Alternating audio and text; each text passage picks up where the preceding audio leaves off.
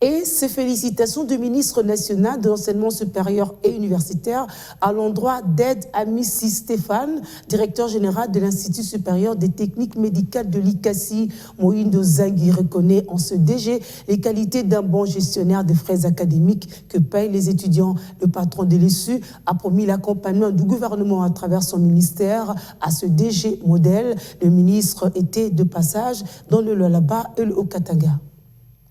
Après Lubumbashi, deuxième grande ville de la République démocratique du Congo, le patron de l'enseignement supérieur et universitaire a bouclé sa mission qui consistait à faire l'état des lieux des universités et instituts supérieurs à Kolwezi. Doravant, Moïndo Zangui a été accueilli d'une manière triomphale à l'ICASI par le chef d'établissement supérieur et universitaire de ce coin du pays. À peine d'arriver, sa visite d'inspection a commencé à l'université de l'ICASI Unili, où les infrastructures sont vétustes. Un grand problème du courant électrique est signalé. J'ai visité l'université de l'ICASI. Les étudiants ont réclamé qu'ils n'avaient pas de courant et ils ont raison.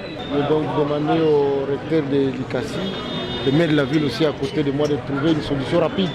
Dès là, le ministre national de l'enseignement supérieur et universitaire s'est ensuite rendu à l'Institut supérieur technique médical de l'ICASI-ISTAM. Ici, il a reçu un mémo des étudiants et du corps professoral de cet institut. Excellences, Messieurs les ministres, nous vous informons que 100% du personnel administratif et académique de l'ICASI est sous statut, mais non payé, depuis plusieurs années. Vous prie de penser à la mobilité de son personnel et à l'octroi d'une concession propre à l'ISTEM d'ICASI. Il vous prie aussi à l'octroi de bourses d'études approfondies, telles que le souhaitent les 022, afin d'avoir une crème universitaire. Vous prie enfin, Excellences, Monsieur le ministre, à la promotion de son personnel en termes de grade, car certains dossiers sont déjà déposés et soumis au titel avant votre avènement au ministère. Moïndo Zangui a encouragé Ed Amissi Imane Stéphane, directeur général de ce jeune institut, pour ses efforts consentus dans l'amélioration des conditions d'études avec les frais perçus des étudiants.